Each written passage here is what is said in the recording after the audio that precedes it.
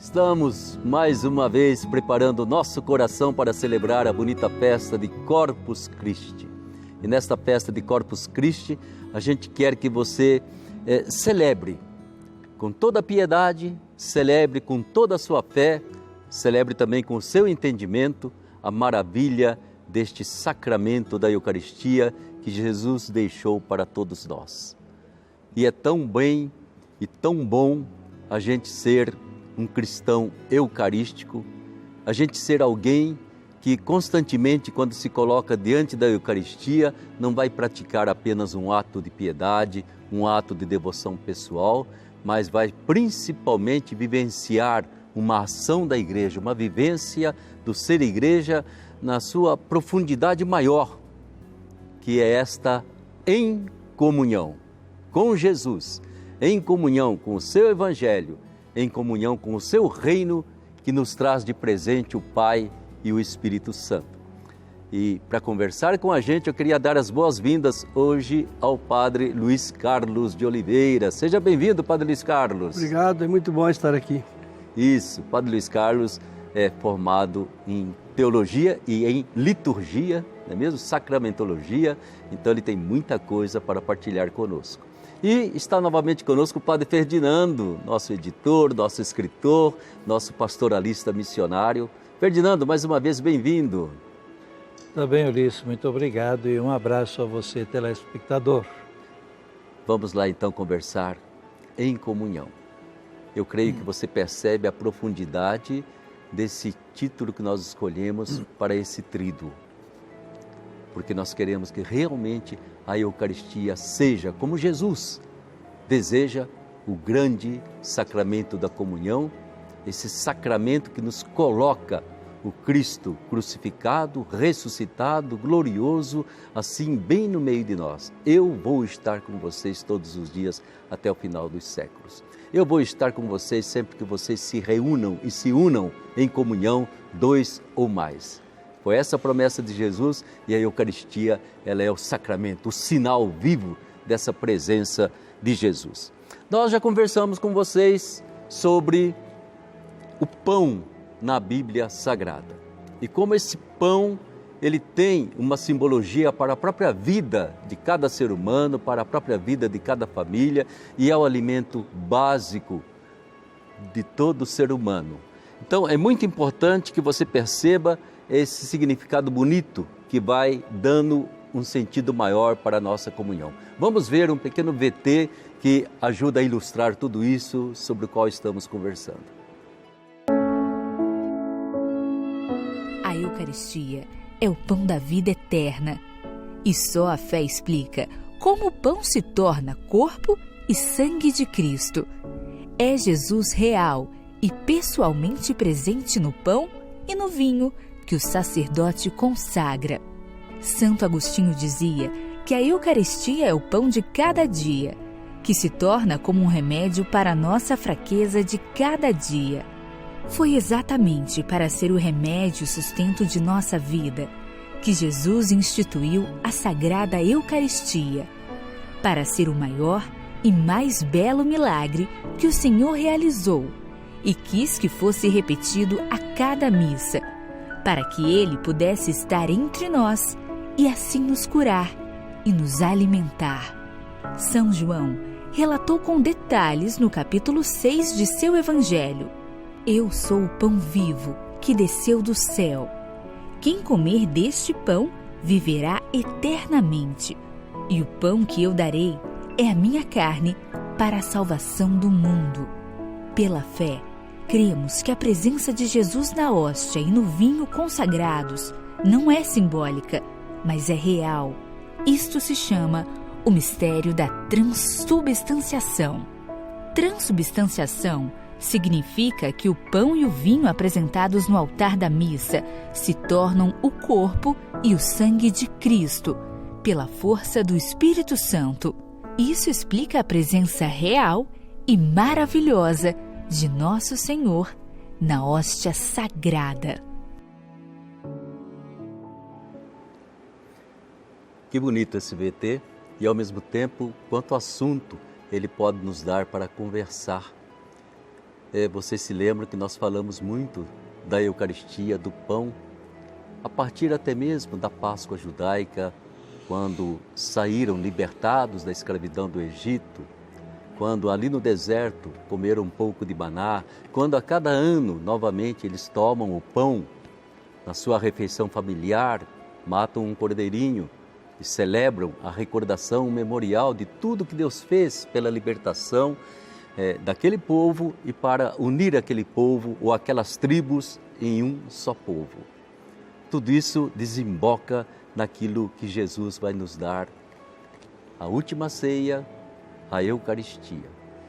Padre Luiz Carlos, aí está então, de repente falamos em transubstanciação, de repente falamos em presença real de Jesus.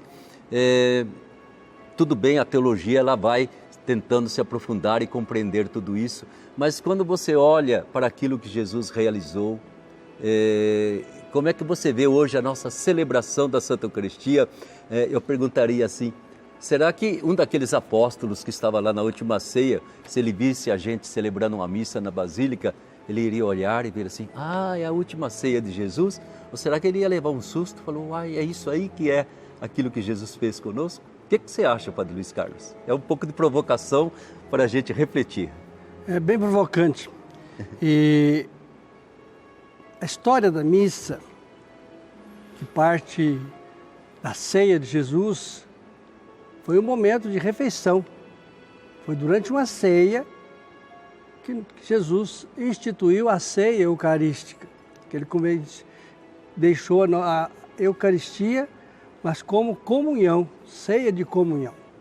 É que já foi repetido aqui, já foi dito, a gente às vezes faz a comunhão, mas não é capaz de fazer aquela comunhão que Jesus apresentou. Que a comunhão que ele apresenta é o corpo dele que vai ser dado. Quer dizer que ele colocou antes no símbolo aquilo que iria fazer na Sexta-feira Santa e na ressurreição. Quer dizer que é uma ceia.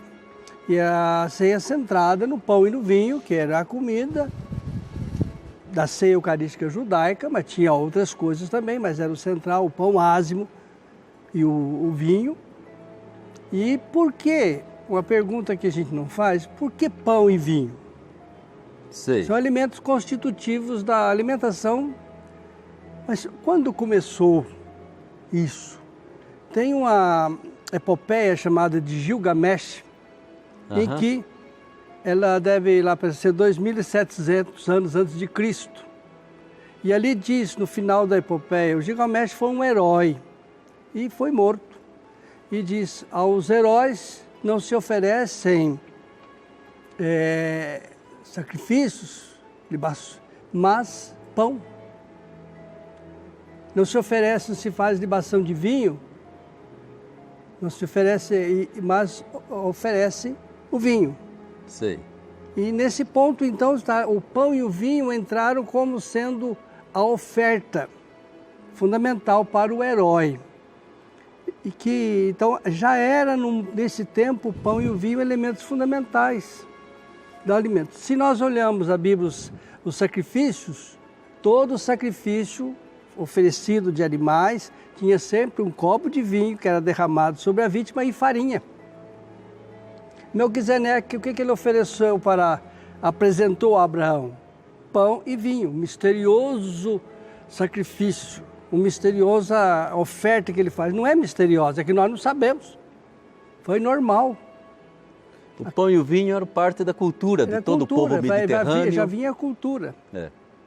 E depois esse sacrifício vai se apresentar todo dia a Deus. Pão era apresentado, os pães da preposição que aparece tantas vezes. Então Jesus fez algo que era normal, era o alimento.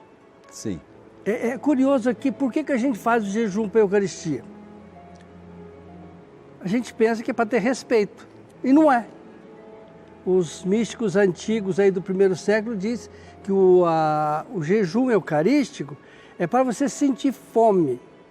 E essa fome se torna simbólica da fome de Jesus, para ter o corpo de Jesus na Eucaristia.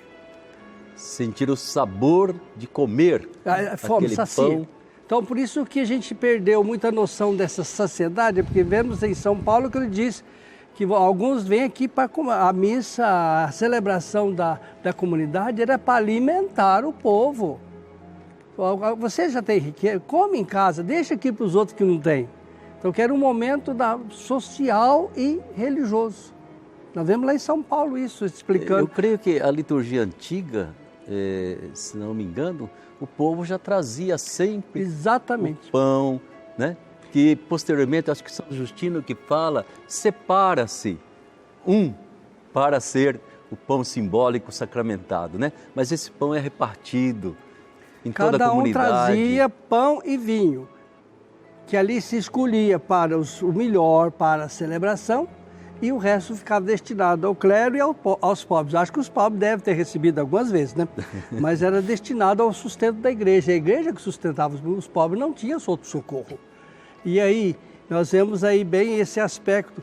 Até um caso bonito da história da Eucaristia, do Egito, dos primeiros tempos, que a mulher fez um pão e deu uma enfeitada nele. Sei. E aquele pão, na hora que ela foi receber o pão, o pedaço do pão, o pão era partido, ela recebeu justamente aquele enfeite que ela tinha feito. Então ela trouxe o pão e ela recebeu aquele mesmo pão já sendo o corpo de Cristo.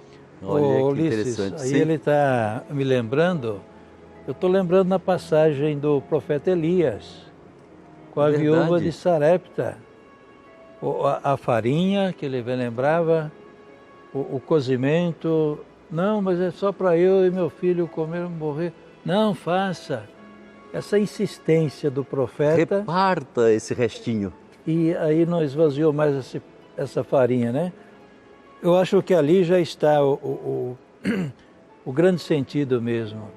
Eucaristia não é coisa individualista, ela é partilha, é pão que se reparte. Então, veja o que Jesus concretiza, não é um gesto que ele inventou, mas ele continua agora de um jeito novo, dizendo agora você é o pão. Por isso que Jesus Você é é o morto pão. na cruz, porque o pão da vida, se deu como vida para ser repartido. Nós partilhamos da vida dele. A Eucaristia tem esse sentido de morte e ressurreição, porque ela é partida como o corpo de Cristo foi partido pela morte. Então aí tem esse sentido da Eucaristia. Não? Porque é difícil a gente explicar como é que funcionam as coisas, mas estão muito claras se a gente faz o símbolo completo. As nossas hóstias era o pão que todo mundo trazia e depois repartia. Mas como dá trabalho, já vamos trazer partido. Mas está muito grande, já vamos arranjar uma máquina. Eu fui numa fábrica. Mas, Padre Luiz Carlos, aqui entra uma coisa que é interessante: perdemos, ganhamos ou simplesmente fomos práticos em fazer as coisas, né? Porque, veja bem, aqui nós estamos cercados de pão que eu chamo de pão. Conseguimos chamar essa hóstia grande e hóstia pequena de pão? A gente, com o passar do tempo, né? Até porque, aliás, é uma coisa que é interessante, por que normalmente nós dizemos esse pão que vai ser consagrado, essa pequenina hóstia, ela deve ser de trigo cozido e não fermentado, né? O que será que tem esse não fermentado? Parece que se recorda lá da saída do Egito e nós trouxemos essa tradição? É pão, porque o fermento era tirado desse pão que depois se fazia o fermento, né? Mas tem um autor que disse que para a Eucaristia nós precisamos ter 2 atos de fé. Um Sei. só não é suficiente. Primeiro, para acreditar, esse negocinho aqui é pão. E segundo, para acreditar, isso é o corpo de Jesus. Sei. Porque então, eu acho que na reforma litúrgica para daqui uns 2 milênios, a gente terá que voltar ao pão e ao vinho, no tamanho natural. Talvez, né, Luiz Carlos, o fato de que lá no Êxodo diz assim, não foi fermentado porque não dava tempo, nós tínhamos que fugir do faraó, então pega uma massa de trigo aí, põe um pouco d'água e pronto, já está pronto o alimento para vocês, né? Quando tiverem tempo, vocês fermentam e fazem esse pão bonito, pão italiano e tudo mais que tem, né? Mas a pressa de poder não deixar ninguém ficar com fome, melhor um pão não fermentado, mas que alimenta, do que fermentado gostoso, mas que não dá para todos. Acho que aí que está. A passagem de Êxodo, eu não sou biblista, mas a gente vai tendo esses sentimentos assim. Por que isto?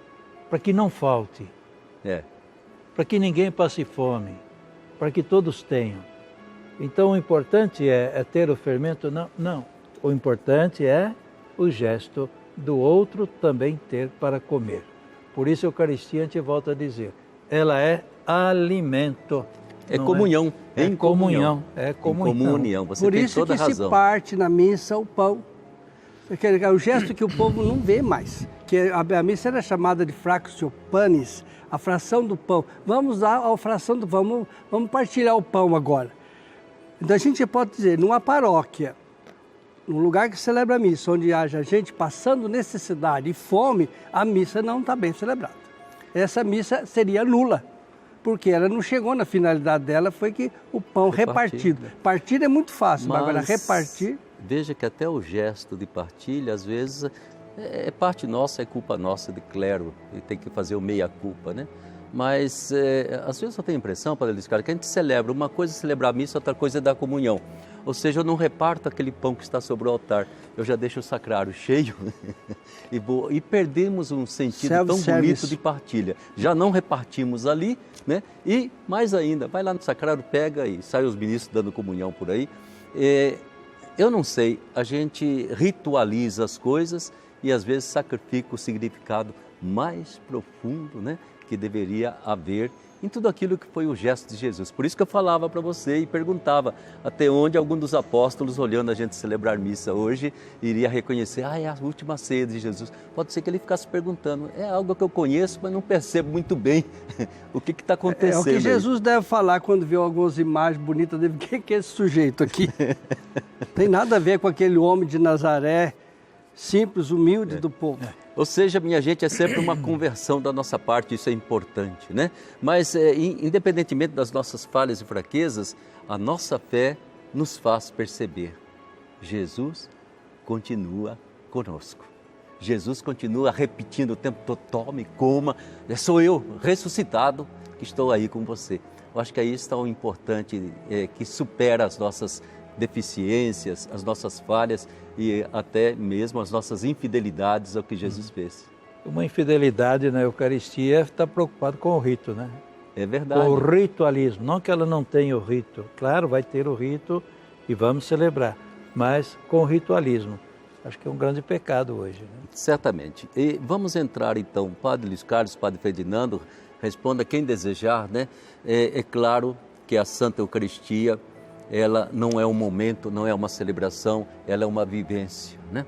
E é nessa vivência que a gente se coloca diante da Eucaristia, também em termos de adoração, de ação de graças, de visitas ao Santíssimo. Tudo isso, digamos assim, faz parte da celebração eucarística da nossa vida, é um todo, né?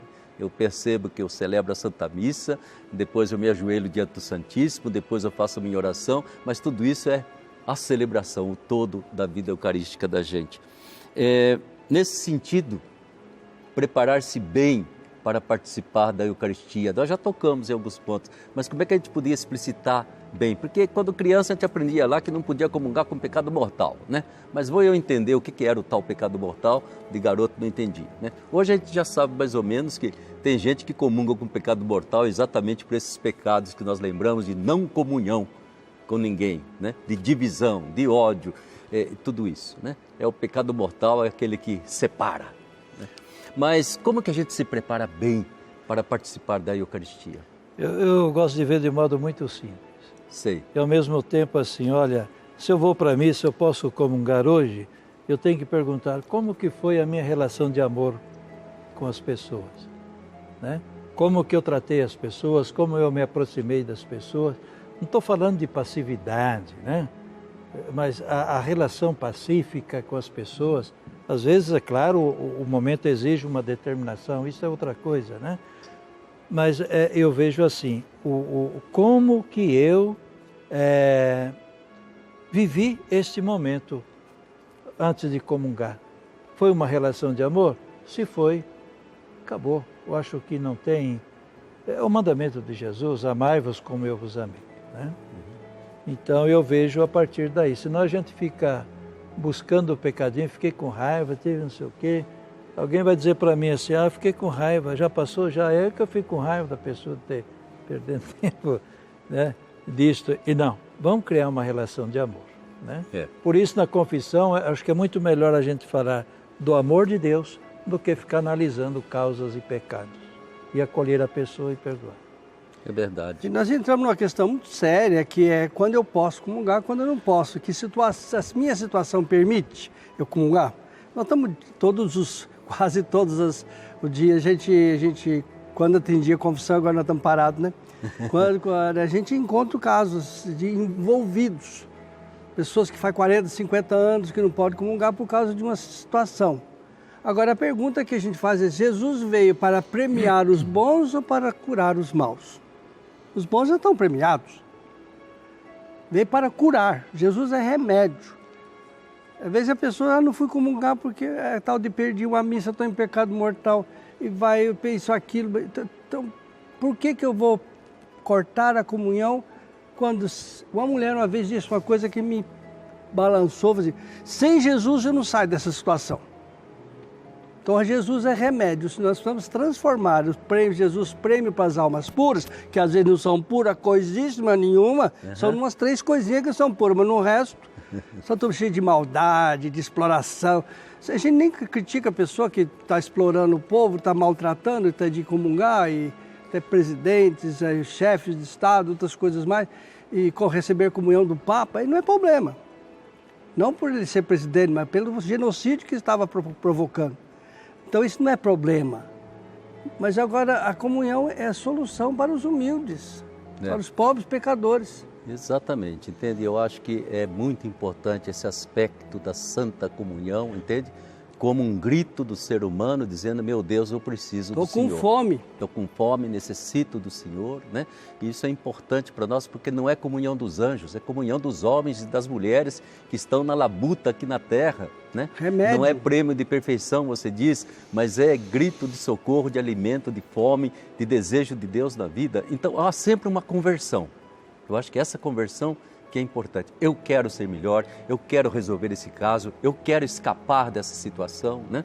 E eu preciso, né, chegar, Jesus, me cure, abre meus ouvidos, abre meus olhos que estão cegos, transforma meu coração. Aí sim, a comunhão, ela vem como alimento divino para me converter, né? Preparando o nosso coração para celebrar bem a festa de Corpus Christi e, ao mesmo tempo, perceba que estamos fazendo uma meditação. E nessa meditação a gente quer realmente preencher através da Santa Eucaristia aquilo que era o sonho, a intenção de Jesus, né? E não de repente roubarmos de Jesus essa preciosidade que Ele nos deu e criarmos aí um devocionismo individualista, só nosso, como dizia muito bem Padre Ferdinando, não é mesmo? Não existe meu Jesus, minha comunhão, ou conjugamos tudo isso no plural, em nós e nosso, ou nós já estamos falseando com a intenção de Jesus. São poucos minutos que nós temos agora, eu gostaria de mais uma vez ver a partilha do Padre Ferdinando, do Padre Luiz Carlos, exatamente nesse sentido profundo, não é mesmo? Da gente comungar, né? E essa comunhão que está ali na comunidade reunida, esta comunhão que está ali numa procissão de Corpus Christi que a gente costuma fazer, como é que vocês veem isso, Padre Ferdinando? Eu gostaria de partir assim, tem muita gente fazendo comunhão. Que bom. Aquelas pessoas tão simples e que estão lá na comunidade, né? Eu lembro do Mané, lá em Mauá, no alto do morro, 8 horas a missa, 8h30, a capela estava prontinha. O Manuel nunca apareceu na frente da comunidade e ele ajudava a comunidade a celebrar. Sim. E um bom tempo lá só viu o Manuel dizer um dia, ir lá no altar, pedir a palavra e dizer assim: eu cheguei, abri a igreja hoje e a igreja foi assaltada. Roubaram a única vez que ele avisou o que havia acontecido na comunidade. E era um homem atento. Ora, quem faz isso uma vez é uma coisa. Quem faz isso anos a fio, puxa vida, ele está cheio de amor, está na vida Constrói de comunhão. Eu acho que o Manel está lá para o Paraná até ouvindo a gente agora, né?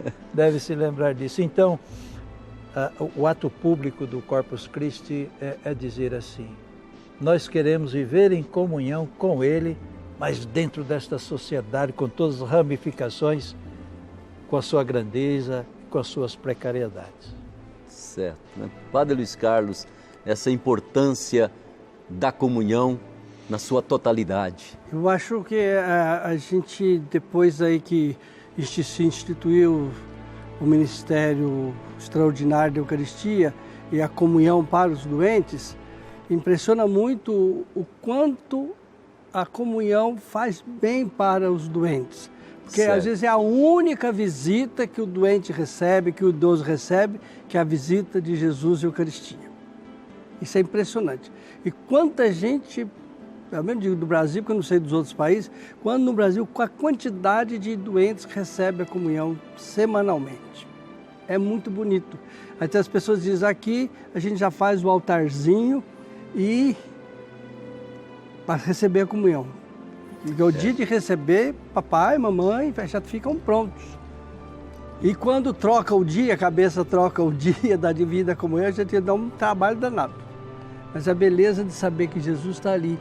E a beleza também da dignidade dos ministros da Eucaristia que vão levar a Eucaristia. E não é fácil, não. Você lembra lá em Garça, o Sovani, que dava comunhão para 30, para um dia só, e ela percebeu o quanto é muito pesado. E eles fazem com um carinho, um respeito imenso. Sim, exatamente, né, Padre Luiz Carlos? Eu acho que o melhor e o maior serviço de um ministro ou uma ministra extraordinária da comunhão são os enfermos. Não é da comunhão na igreja, muito menos diante da televisão, mas esse trabalho de visita, de levar essa sinal da presença de Jesus para cada pessoa. Eu creio que esse é o maior ministério, o mais bonito que existe. E ao mesmo tempo fica muito claro para nós também de que a celebração da Santa Missa, tudo que nós fazemos, né, nunca pode perder seu objetivo. Viver em comunhão, construir comunhão, porque a finalidade da nossa vida é treinar a comunhão aqui na terra para merecermos a comunhão com a Trindade Santa lá no céu. Vamos, querido irmão, querida irmã, mais uma vez agradecer a sua atenção, a sua presença. A gente espera que esteja de alguma forma alimentando também você para a Corpus Christi. Agradeço de coração, Padre Luiz Carlos, muito obrigado. Padre Ferdinando, muito obrigado mais uma vez. Que Nossa Senhora nos abençoe e ela nos proteja desta pandemia. Em nome do Pai, do Filho e do Espírito Santo. Amém. Amém.